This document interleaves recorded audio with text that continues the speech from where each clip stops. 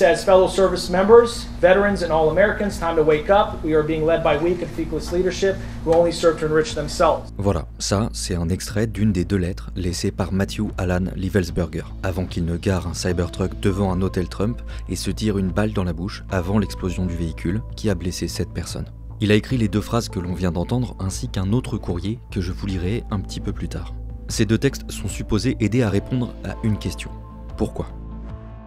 À l'heure actuelle, les motivations exactes et précises de l'ancien soldat sont toujours inconnues. Mais il existe des indices qui aident à comprendre. Commençons par la question évidente.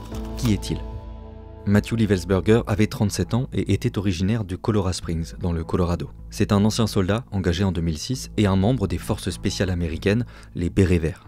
Au moment de sa mort, il était en congé de service. On le voit d'ailleurs participer à une émission de télé-réalité avec le combattant de MMA et membre de l'armée américaine, Tim Kennedy. Le volet militaire de son profil est important, puisqu'il mène à un élément primordial de l'enquête, sa santé mentale.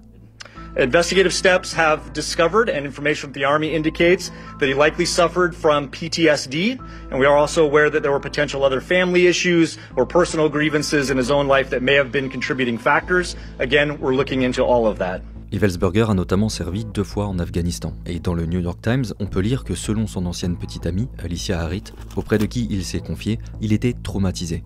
Dans une interview donnée au journal américain, l'ancienne infirmière militaire mentionne des pertes de mémoire, des insomnies, des phases dépressives, notamment à cause de ses missions en Afghanistan. Et puis, il y a l'autre courrier, trouvé dans son téléphone. Il disait ceci. Why did I personally do it now? I need to cleanse my mind of the brothers I've lost and relieve myself of the burden of the lives I took. This was not a terrorist attack, it was a wake-up call. Puis il y a d'autres questions. Pourquoi ici, devant un hôtel Trump, et pourquoi un Cybertruck de Tesla, entreprise d'Elon Musk ? La proximité entre les deux a mené à de nombreuses spéculations.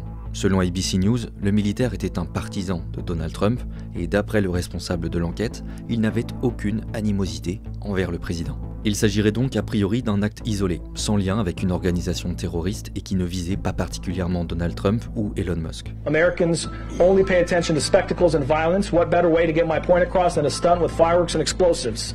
Reste à savoir de quel message parle-t-il. Ce monsieur, c'est Sean Ryan, l'animateur d'un podcast conservateur le plus écouté aux États-Unis. Et lui, c'est Sam Shoemate. Il prétend avoir reçu un message de la part de Matthew Livelsberger. Pour résumer, dans le mail, celui-ci aurait dit être surveillé par le gouvernement et par le FBI à cause de ce qu'il sait. These are literally his words. What I'm going to send you is going to change the course of humanity.